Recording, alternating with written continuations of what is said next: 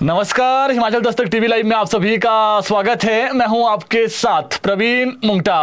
पूरा दिन हिमाचल प्रदेश में क्या कुछ खास रहा है, सभी बड़ी खबरों को लेकर आपके साथ हम जुट चुके हैं। आज की जो सबसे बड़ी खबर है वो बेरोजगार युवाओं को लेकर के है। राज्य सरकार ने 530 पदों पर पटवारी भर्ती की जो नोटिफिकेशन है वो आज जारी कर दी है। ये महत्वपूर्ण अपडेट है। जो काफी लंबे समय से युवा पटवारी भर्ती का इंतजार कर रहे थे, उसकी नोटिफिकेशन आज हो गई है। कैसे आप अप्लाई करेंगे, क्या करेंगे, आपको पूरी अपडेट हम देंगे। दूसरी बड़ी खबर, आज सीएम सुक्खू वापसी शिमला लौट आए थे बीते कल ही, और आज सीएम शिमला में थे। एक कार्यक्रम में सीएम गए थे और वहां पर सीएम ने ऐलान किया है कि होमगार्ड की भर्ती बहुत जल्दी होगी। और भी कई महत्वपूर्ण खबरें। चलिए शुरुआत करते हैं पहली बड़ी खबर के साथ। 530 पदों पर पटवारी भर्ती की नोटिफिकेशन राज्य सरकार ने आज जारी कर दी है। राज्य चयन आयोग के माध्यम से यह भर्ती होगी। ऑनलाइन ही इसके लिए जो है वो आवेदन करना पड़ेगा। 12 दिसंबर से, महत्वपूर्ण अपडेट यह है कि 12 दिसंबर से जो HPRCA यानी राज्य चयन आयोग की जो वेबसाइट है, ऑफिशियल वेबसाइट, उस पर जाकर आप आवेदन कर सकते हैं। 16 जनवरी 2026 तक ये लास्ट डेट है जब तक आप आवेदन कर पाएंगे। +2 अनिवार्य है, कंप्यूटर नॉलेज भी जो है वो अनिवार्य है, होनी चाहिए। 120 मार्क्स का जो है वो एग्जाम होगा, ऑनलाइन होगा एग्जाम जी। और 18 से 45 साल के जो युवा है वो भाग ले सकेंगे इसमें। हालांकि जो SC कैटेगरी, जो और कैटेगरीज है, उनके लिए थोड़ा सा छूट रहेगी। इसके अलावा 800 रुपए, महत्वपूर्ण बात है, 800 रुपए एग्जाम फीस रहेगी। और जब आप एक बार अपना जो फॉर्म है वो भर देंगे, उसके बाद मान लीजिए कोई गलती हो गई आपको फॉर्म भरते हुए ऑनलाइन ही, तो उसके लिए करेक्शन के लिए भी जो है वो आप जो जब आप खोलेंगे वापसी उस साइट को, तो करेक्शन के लिए जो है वो साइट खुलेगी। कुछ दिन का एक टाइम पीरियड रहेगा, उसके आपसे अतिरिक्त 100 रुपए लिए जाएंगे। तो जो काफी लंबे समय से भर्ती जो है वो देखिए कैबिनेट से तो हो गया था, लेकिन उसके बाद राज्य सरकार ने HPRCA यानी राज्य चयन आयोग को भेजा था कि आप इसको शुरू कर दीजिए भर्ती को। तो आज नोटिफिकेशन निकाल दी गई है और इसकी जो पहली डेट है फॉर्म भरने की और आखिरी डेट है हमने आपको बता दी है। तो जो युवा तैयारी कर रहे थे, आप और अच्छे से तैयारी करिए, ताकि जो एग्जाम 512 पदों पर ये होना है उसकी नोटिफिकेशन हो गई है, तो आप उसके लिए अच्छे तरीके से तैयारी कर सकें। दूसरी महत्वपूर्ण खबर, पंचायत चुनाव अब जो है वो मई तक टल सकते हैं। सूचना के अनुसार राज्य सरकार अभी वर्तमान की अगर बात करें, जो तैयारियां थी वो कहीं ना कहीं अब जिस प्रकार से सीएम ने कह दिया है पहले, और जो राजस्व मंत्री है या फिर जो प्रदेश के पंचायती राज मंत्री है, उन्होंने कहा है कि पहली जो प्राथमिकता है वो उन लोगों को, जो लोग कहीं ना कहीं डिजास्टर में प्रभावित हुए हैं, उनको जो सहायता राशि है, जो कह सकते हैं आप उनके मकानों के लिए, उनके सामान के लिए, वो देना है। आपने देखा कि मंडी में कुछ महिलाओं को, कुछ लोगों को जो है वो, जो जिनका डिजास्टर में नुकसान हुआ है, 4 लाख रुपए दे दिए गए हैं। सूचना है कि 11 तारीख को भी राज्य सरकार एक बड़ा कार्यक्रम होना है पटल मैदान में। वहां पर राज्य सरकार जो है वो ये जो है कह सकते हैं आप राशि देंगे। 15 मई के बाद ही जो है वो अब कहीं ना कहीं चुनाव असंभव है, और बाकी 22 दिसंबर को हाईकोर्ट में जो है वो मामले की सुनवाई होनी है। अगर हाईकोर्ट से कुछ आता है डिसीजन तो वो अलग चीज है। यानी हाईकोर्ट में डबल बेंच मामला है, जो गुरमीत सिंह सदावालिया और जो दूसरे एक जज हैं उनके उसमें लगा हुआ है, याचिका डाली गई थी। अगर हाईकोर्ट से आदेश आते हैं तो तभी जो है वो संभावना है कि पहले चुनाव हो सकते हैं। बाकी सरकार की जो पहली प्राथमिकता अभी की है वो पंचायत चुनाव थोड़े से डिले हो गए, और उससे पहले जो आपदा प्रभावित है उनको सरकार राहत देना चाहती है। तीसरी खबर, 8 वर्ष का कार्यकाल पूरा करने वाले पैरा कर्मियों के लिए सरकार नीति बनाएगी। आपको बता दें, प्रदेश में 6220 जल रक्षक हैं और जल शक्ति विभाग में जो कार्यरत हैं 3486, जो 12 साल के बाद 3486 लोग ऐसे हैं जो इसी में थे जल रक्षक के, 12 साल के बाद अब पंप ऑपरेटर बन गए हैं। 8 साल की सेवा के बाद दैनिक वेतन भोगी बनाने पर सरकार विचार कर रही है। ये आश्वस्त किया है जल रक्षकों को कि 8 साल के बाद पॉलिसी बनाएंगे आपके लिए। जो इनके अध्यक्ष हैं उन्होंने भी ये मांग रखी थी, तो अब जो डिप्टी सीएम है उन्होंने आश्वस्त किया है कि आपने जो मांग रखी है सरकार उस पर पॉजिटिव वे में आगे बढ़ेगी। तो इनकी यही मांग है जल रक्षकों की कि कम से कम जो है वो 8 साल के बाद रेगुलर किया जाए। अभी जो पीरियड है वो 12 ईयर्स का है, यानी 12 साल के बाद इनको जो है वो फिर प्रमोशन भी मिलती है, और जो इनको थोड़ा सा पैसे, पहले तो बड़े कम पैसे मिलते हैं सैलरी के रूप में, लेकिन ये गाँव में ही जो है वो काम करते हैं, तो इसलिए जो है वो जो जितना पैसा इनको मिलता है उससे गुजर बसर ये कर लेते हैं। शहरों में इतने में हो नहीं पाता है। इसके अलावा मुख्यमंत्री सुखविंदर सिंह सुक्खू ने आज शिमला के चौड़ा मैदान स्थित भारत रत्न और भारत के संविधान निर्माता डॉक्टर भीमराव अंबेडकर की पुण्यतिथि पर उनकी प्रतिमा पर पुष्पांजलि अर्पित की। वहीं मुख्यमंत्री सुखविंदर सिंह सुक्खू ने आज शिमला स्थित सरघीण में हिमाचल प्रदेश गृह रक्षा एवं नागरिक सुरक्षा के 63वें स्थापना दिवस के अवसर पर आयोजित राज्य स्तरीय समारोह की अध्यक्षता की। इस अवसर पर मुख्यमंत्री ने प्रदेश गृह रक्षा, नागरिक सुरक्षा, अग्निशमन सेवा तथा राज्य आपदा प्रतिक्रिया बल कर्मियों को बधाई देते हुए कहा कि विभाग के जो कर्मचारी हैं और जो है वो प्रदेश की जो जनता है उनकी सुरक्षा और निर्माण में उल्लेखनीय योगदान दे रहे हैं। उन्होंने कहा कि अग्निशमन विभाग में महिलाओं को भी शामिल किया जाएगा। ये बड़ी अपडेट है, अब अग्निशमन विभाग में महिलाओं को भी जो है वो शामिल किया जाएगा। इसके दृष्टिगत भर्ती नियमों में सरकार जो है वो जरूरी बदलाव करेगी। इसके अलावा आज सीएम ने ऐलान किया है कि प्रदेश में बहुत जल्दी होमगार्ड की भर्ती भी जो है वो करवा दी जाएगी। तो यानी होमगार्ड की भर्ती जो नहीं हुई अभी तक, उसको लेकर के आज संकेत दिए सीएम ने कि कैबिनेट मैटर को ले जाएंगे और बहुत जल्दी प्रदेश में होमगार्ड की भर्ती होगी। मुख्यमंत्री ने कहा कि प्रदेश सरकार गृह रक्षा एवं नागरिक सुरक्षा विभाग को सशक्त बनाने के लिए निरंतर प्रयासरत है। जो भी कमियां हैं, जो भी कुछ हो सकता है, उसको सरकार आगे जो है वो इसमें करेगी। इसके अलावा मंत्री जगत सिंह नेगी ने आज मंडी में 11 दिसंबर की रैली की तैयारियों का जायजा लिया। इस दौरान जगत सिंह नेगी ने मीडिया से बातचीत में कहा कि वे जयराम ठाकुर को सिर्फ आईना दिखाते हैं, लेकिन वो उसमें पता नहीं क्या देखते हैं कि तिलमिला जाते हैं। नेगी ने भाजपा की तरफ से रैली को लेकर उठाए जा रहे सवालों का जवाब देते हुए कहा कि भाजपा के कहने से उन्हें कोई फर्क नहीं पड़ता है। सरकार हमारी है, जनता हमारी है और हमने जनता की भलाई के लिए सोचना है और काम करना है, न कि भाजपा क्या चाहती है उनके हिसाब से करना है।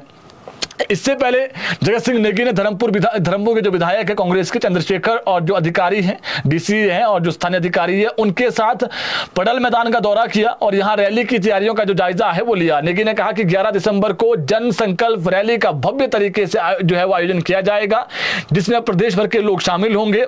लोगों के आने जाने से लेकर बैठने और खाने पीने का जो पूरा प्रबंध है वो सरकार करेगी। सुरक्षा की दृष्टि से भी जो है व्यापक प्रबंध किए जाएंगे। तो आपको बता दें जो है वो जो तैयारियां हैं वो अंतिम रूप दे चुकी हैं। सब बातों को लेकर प्रशासन के माध्यम से जो अंतिम रूप है वो दे दिया गया है तैयारियों को। अब क्योंकि एक बड़ा समारोह है तो सरकार इसमें 3 साल की जो उपलब्धियां हैं वो गिनवाएगी और जो 2 साल बच जाते हैं उसका जो विजन है वो सरकार बताएगी। इसके अलावा बात करें और खबर को लेकर के, तो अन्य खबरों में रैली में जी 20 टेंटेटिव रखा हुआ है कि कम से कम 25 से 30-40 हजार के लगभग जो लोग हैं वो वहां पर आएंगे। ये टेंटेटिव रखा है कांग्रेस ने अपनी तैयारियां। इसके अलावा भाजपा के राष्ट्रीय अध्यक्ष जेपी नड्डा 13 दिसंबर को शिमला में भाजपा के नए भवन का शिलान्यास करेंगे। प्रदेश की कांग्रेस सरकार के 3 साल का जश्न का जो कार्यक्रम है वो 11 दिसंबर को मंडी में होना है। उसके ठीक 2 दिन के बाद जेपी नड्डा पीटरहॉफ में एक जनसभा करेंगे। सुबह 10 बजे जुबड़हट्टी एयरपोर्ट रोड पर बनने वाले भवन का शिलान्यास किया जाएगा। दोपहर 1 बजे होटल पीटरहॉफ में जो है वो भाजपा की जनसभा होगी। यानी काउंटर के लिए कांग्रेस पहले एक बड़ा जो है वो कह सकते हैं शो करेंगी, जिसको सरकार कह रही है कि ये हमारी एक संकल्प की तरह होगा कि हमने संकल्प 3 साल में क्या उपलब्धियां की है। कुछ वहां पर जो बेनिफिशरीज होंगे उनको जो है वो सरकार सम्मानित करेगी। वहां पर जो उपहार है वो जो पैसे है कई ऐसे डिजास्टर वाले उनको दिए जाएंगे। सूचना है कि लैपटॉप भी दिए जाएंगे छात्रों को। लेकिन इसके अलावा अगर आप देखें भाजपा भी काउंटर करेगी 2 दिन के बाद। जो जेपी नड्डा है वो आएंगे दिल्ली से, भाजपा का जो कार्यालय है उसका विधिवत जो बनना है उसको वहां देखेंगे और दूसरा उसी दिन जनसभा होगी। इसके अलावा हिमाचल के दुर्गम क्षेत्रों से अब ड्रोन से मरीजों के ब्लड और अन्य सैंपल लिए जाएंगे। लोगों तक जरूरी दवाएं भी ड्रोन से पहुंचाई जाएगी। जनवरी से इस योजना को शुरू किया जा रहा है। हालांकि हिमाचल में इसका ट्रायल भी हो चुका है। मुख्यमंत्री सुखविंदर सिंह सुक्खू ने भी इस योजना को जल्द शुरू करने के निर्देश दिए हैं। चंबा, लाहौल स्पीति, डोडरा क्वार, बड़ा भंगाल जैसे दुर्गम क्षेत्रों में पैरामेडिकल स्टाफ मरीजों के सैंपल जुटाएगा और इन्हें ड्रोन के माध्यम से जांच के लिए सामुदायिक जो आदर्श अस्पताल हैं उनकी प्रयोगशाला में भेजा जाएगा। सैंपल की रिपोर्ट ऑनलाइन भेजी जाएगी। इसके बाद डॉक्टर दुर्गम क्षेत्रों में मरीजों का जो उपचार है वो करेंगे। अगर मरीज गंभीर बीमारी से ग्रसित हैं तो ऐसी स्थिति में उन्हें मेडिकल कॉलेज या फिर आदर्श अस्पताल में उपचार के लिए भेजा जाएगा। बर्फबारी के चलते भी पर्वतीय क्षेत्रों में लोग स्वास्थ्य सुविधा के लिए अस्पतालों तक नहीं पहुंच पाते हैं। ड्रोन के जरिए लोगों के पास के स्वास्थ्य केंद्रों में जरूरी दवाएं पहुंचाने और सैंपल उठाने की जो व्यवस्था है वो सरकार करेगी। इसके अलावा हाईकोर्ट ने श्रम कल्याण अधिकारी के पद पर नियमित किए गए कर्मचारियों को उनके नए वेतनमान के अनुसार वेतन न दिए जाने के मामले में सुनवाई की। याचिकाकर्ताओं ने आरोप लगाया कि नियमितीकरण के बावजूद उन्हें अभी भी कॉन्ट्रैक्ट अवधि वाला पुराना वेतन ही मिल रहा है। न्यायाधीश संदीप शर्मा की अदालत ने इस मामले में कोई आदेश पारित करने से पहले राज्य सरकार को निर्देश दिए हैं कि वे 1 सप्ताह के भीतर मामले में उचित निर्देश प्राप्त करें और स्पष्टीकरण दें कि नियमितीकरण वर्गीकरण के बावजूद नया वेतनमान जारी क्यों नहीं किया जा रहा है? मामले की अगली सुनवाई अब 15 दिसंबर को होगी।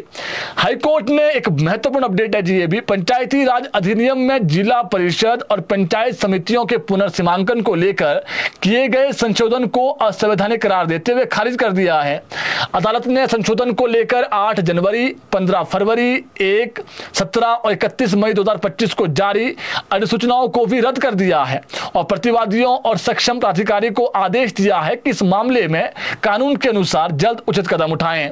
न्यायाधीश विवेक सिंह ठाकुर और न्यायाधीश रोमेश वर्मा की खंडपीठ ने पाया कि नियम 9(2) में किया गया संशोधन पंचायती राज अधिनियम के प्रावधानों के विपरीत है और इसका मकसद अनुच्छेद 243C और अधिनियम की धारा 89 के तहत क्षेत्रीय निर्वाचन क्षेत्रों के परिसीमन के उद्देश्य को विफल करता है।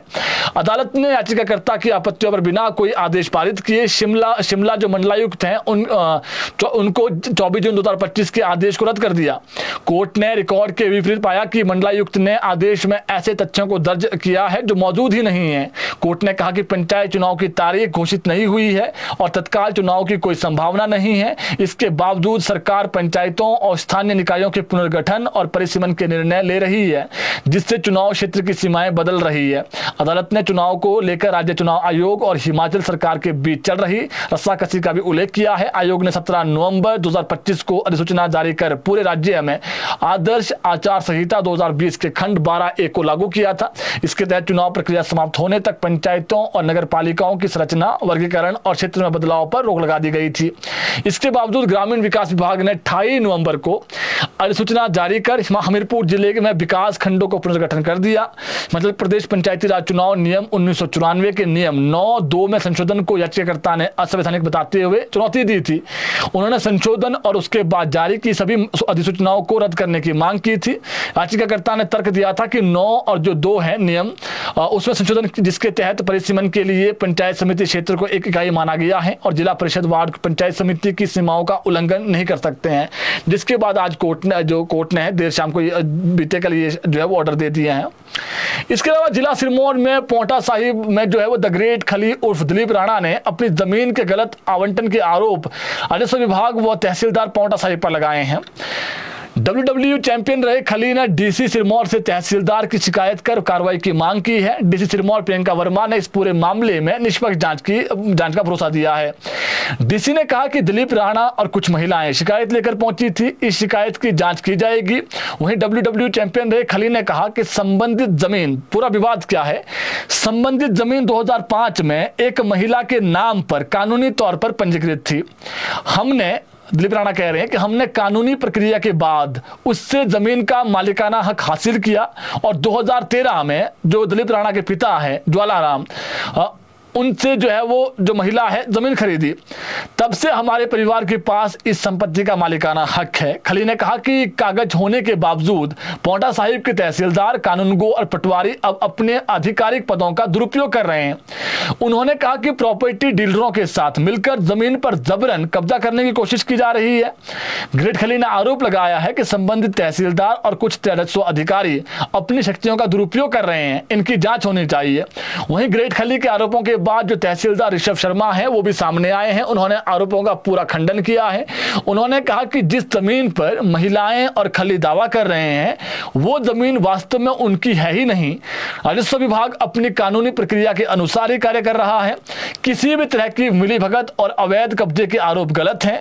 उन्होंने कहा कि खली बलपूर्वक जमीन पर कब्जा कर रहे हैं। बीते दिनों भी उनके साथ पंजाब के कुछ लोग वहां पर जबरन कब्जा करने की कोशिश कर चुके हैं। तो दोनों का पक्ष बता दिया है। जमीन का विवाद है, एक कह रहा है कि जो तहसीलदार हैं वो मिली भगत कर रहा है और दूसरे दिलीप राणा पर आरोप लगा रहे हैं कि जो जमीन दिलीप राणा कह रहे हैं कि मेरी है वो उनकी है ही नहीं, ये तहसीलदार कह रहे हैं। तो इस मामले में सुनवाई अब जारी है। आगे इसमें देख रही है जो डीसी है कि क्या पूरा मामला है, अन्य अधिकारी इसको देख रहे हैं कि क्या असल मामला है। इसके अलावा दुखद खबर है, मंडी जिला में बीती रात एक सड़क हादसे में नितेश और महेंद्र कुमार की दुखद मौत हो गई। दोनों युवक भारतीय सेना में सेवारत थे, यानी सेना के 2 जवान हमने खो दिए हैं। ये दोनों अपने दोस्त की शादी में शामिल होने के लिए कार से गांव ब्रेगन जा रहे थे। इसी बीच हादसा हुआ जिससे इनकी दुखद मौत हुई है। हमीरपुर जिला के डॉक्टर राधाकृष्णन मेडिकल कॉलेज में बीती रात प्रसव के दौरान 33 वर्षीय शगुन की मौत हुई है। दुखद खबर है। घटना के बाद गुस्साए परिजनों ने अस्पताल प्रशासन और ड्यूटी पर तैनात डॉक्टरों पर गंभीर आरोप लगाए हैं कि लापरवाही हुई है। शगुन को डिलीवरी के लिए मेडिकल कॉलेज में भर्ती करवाया गया था। बीती रात करीब 10 बजे प्रसव प्रक्रिया के दौरान महिला ने एक बच्चे को जन्म दिया, लेकिन इसी दौरान जो महिला है उसकी दुखद मौत हो गई। परिजनों ने इस संबंध में सदर पुलिस थाना में भी जो है लिखित में शिकायत दर्ज करवाई है कि ये जो सारा है ये डॉक्टरों की लापरवाही की वजह से हुआ, ये आरोप लगाए हैं उन्होंने। इसके अलावा एक खबर है कि भुंतर में सरकारी भूमि पर अवैध कब्जा व भवन निर्माण करने पर एक महिला को 1.73 करोड़ रुपए जुर्माना लगाया गया है। महत्वपूर्ण खबर है, कब्जा किया था सरकारी जमीन पर, अब जुर्माना लगा है 1.5 करोड़ से ज्यादा का। महिला को भविष्य में जमीन खाली करनी पड़ेगी और अवैध कब्जे वाले जमीन में हुए अवैध निर्माण को भी तोड़ना होगा। यदि महिला ने निर्माण को नहीं हटाया तो प्रशासन निर्माण को हटाकर इसका खर्च भी महिला से वसूलेगा। हाईकोर्ट के आदेश पर यह मामला सुनवाई के लिए तहसीलदार भुंतर को भेजा गया था। भुंतर में अन्य मामलों में भी जो है वो अवैध कब्जे करने वाले लोगों को 20 लाख रुपए से अधिक का जुर्माना किया गया है। तहसीलदार भुंतर नितेश ठाकुर ने पुष्टि करते हुए बताया कि अवैध कब्जे के करीब 30 मामले चिन्हित हुए हैं और तहसीलदार न्यायालय में इन मामलों पर सुनवाई हुई है। कुछ अवैध कब्जाधारियों ने स्वयं ही अवैध निर्माण हटाकर सरकारी जमीन को खाली किया है और कुछ ने अपील की है और आगामी निर्णय का अब प्रशासन को इंतजार है। भुंतर में जो है वो खोखर नाले पर भी नाला है जो वहां पर अवैध कब्जे हुए हैं और पहले सरकारी जमीन, वन भूमि व सड़कों पर अवैध कब्जे करने पर कम जुर्माना होता था और अवैध कब्जाधारी 1-2 हजार रुपए जुर्माना राशि का भुगतान करते थे, लेकिन अब हाईकोर्ट की सख्ती के बाद अवैध कब्जाधारियों पर बड़ा जुर्माना किया जा रहा है। इससे अवैध कब्जाधारियों में हड़कंप मच गया है जी। तो ये इंपॉर्टेंट है जी, जो सरकारी जमीन है तो हड़प लेते थे फिर 1-2 हजार का जुर्माना लगता था, लेकिन अब जो आपने देखा हमने 1.73 करोड़ रुपए जुर्माना लगा है, तो ये बड़ा जुर्माना है और उसको अब खुद खाली करना पड़ेगा उस महिला को, जो महिला है। और इतना ही नहीं, तोड़ने के जो पैसे हैं वही महिला से वसूले जाएंगे। तो इस पर सख्त हो गई है जी। इसमें हाईकोर्ट बहुत सख्त है। जनवरी तक का जो है वो अल्टीमेटम दिया, जनवरी-फरवरी तक का अल्टीमेटम दिया है राज्य सरकार को भी, जो 1.5 लाख के करीब अवैध कब्जे हैं प्रदेश में वो हटाए जाएं। तो अगर तब तक नहीं हटाए जाते हैं तो हाईकोर्ट कह चुका है कि जो फॉरेस्ट के ऑफिसर होंगे उन पर भी कार्रवाई होगी। हालांकि सरकार कह रही है कि हम इस मामले को लेकर के जो है वो अब सुप्रीम कोर्ट जाएंगे और ऐसे लोग जिनका मकान ही उसमें है 30-30, 40-40 सालों से, उनके लिए लड़ेगी सरकार। ये जो है वो सीएम सुखविंदर सिंह सुक्खू ने कहा था कि हम लोगों को बेघर नहीं होने देंगे, जो काफी लंबे समय से लोग रह रहे हैं, जैसे 40-40 सालों से रह रहे हैं, तो उन पर सरकार आगे विचार करेगी। इसके अलावा चंबा जिला के चुरहा उपमंडल की ग्राम पंचायत झुंगरा के गांव शहवा में शादी समारोह के दौरान बड़ा हादसा हो गया। एक सोशल मीडिया पर बड़ी तेजी से वायरल हो रहा है वीडियो। शादी समारोह के दौरान कच्चे मकान की छत अचानक गिरने से इसमें करीब 20 से 25 महिलाएं जो ऊपर बैठी हुई थी, डांस नीचे हो रहा था शादी में, महिलाएं देख रही थी कच्चा मकान था, भार अधिक हो गया, एकदम से नीचे चला गया वो पूरा मकान और इसमें 20 से 25 महिलाएं थी जी, जो कई महिलाएं गंभीर घायल हुई है और निजी वाहनों के जरिए जो है वो उनको तीसरा अस्पताल पहुंचाया गया तुरंत। दिन की घटना है आज दिन की, और उनका जो प्राथमिक उपचार है वो किया जा रहा है। प्रत्यक्षदर्शियों के अनुसार जो है वो शादी समारोह के दौरान नाटियों का दौर चला हुआ था और मौके पर बड़ी संख्या में कच्चे मकानों की छत पर लोग मौजूद थे। इसी दौरान अचानक एक कच्चा मकान की जो छत है वो टूट गई और सारी नीचे गिर गई और इसके ऊपर जो लोग थे वो नीचे आ गए। ये जो मकान है लकड़ी और मिट्टी का बना हुआ था जी, जिसकी वजह से जो छत है वो तुरंत नीचे आ गया और इसमें करीब जो है वो 20 से 25 महिलाएं जो है वो इस पर थी ऊपर, उनको चोटें आई है। कई महिलाओं को हाथ में चोटें आई है, पाँव में चोटें आई है जी, लेकिन गनीमत ये रही कोई जानी नुकसान नहीं है इसमें। इसके अलावा हमीरपुर सदर थाना के तहत ये बहुत बड़ी खबर है जी। ये बड़ी खबर हम क्यों कह रहे हैं, पुलिस के जवान चिट्टे का सेवन करते हैं तो ऐसे पुलिस जवान अब सरकार सस्पेंड तो किए गए, टर्मिनेट भी करेगी कर्मचारियों को, लेकिन ये खबर आप सोचिए, चिट्टे पर सरकार वॉकथॉन करवा रही है, लेकिन आज जो ये खबर बता रहे हैं हम, एक जो है वो बैंक कर्मी हैं, अच्छी पोस्ट पर हैं और वो चिट्टे के साथ पकड़ा है और ये बोलता है कि मुझे लत लगी हुई चिट्टे की, मैं छोड़ नहीं पा रहा हूँ। हमीरपुर सदर थाना के तहत पुलिस ने बीती रात चिट्टा के खिलाफ बड़ी कार्रवाई करते हुए 3 अलग अलग मामलों में एक बैंक अधिकारी सहित कुल 5 लोग गिरफ्तार किए हैं। पहले मामले में मटनसी स्थित एक निजी होटल में पुलिस ने दबिश देकर पारस, ये सरगना है जिनका सबका, पारस, उसका साथी रोहित और जो अंकुश शर्मा है ये निवासी नदौन, इनको गिरफ्तार किया गया। इनके पास से 6.38 ग्राम चिट्टा और 26,200 रुपए नकद बरामद किए पुलिस ने। दूसरे मामले में प्रताप नगर वार्ड नंबर 40 के निवासी सूर्यांश को 5.7 ग्राम चिट्टे के साथ पकड़ा है पुलिस ने। वहीं तीसरे मामले में पुलिस ने एक सहायक बैंक प्रबंधक, आप अंदाजा लगाइए जी, सहायक बैंक प्रबंधक है, इसका नाम बताते हैं, आरोपी का नाम है गगनदीप निवासी बैरी बड़सर, इससे 6.83 ग्राम चिट्टा बरामद किया गया। और लेकिन जो इनका सरगना था, जो पूरा जो यहाँ पर हमीरपुर में जो चलाता है चिट्टे का ये पूरा केंद्र, वो पारस है, ये मुख्य सरगना है जो हमीरपुर के अधिकांश युवाओं को इसकी लत लगा रहा था। ये पुलिस के गिरफ्त में चढ़ गया है जी। पारस ने ही बैंक अधिकारी जो गगनदीप है इसको कल चिट्टा बेचा था।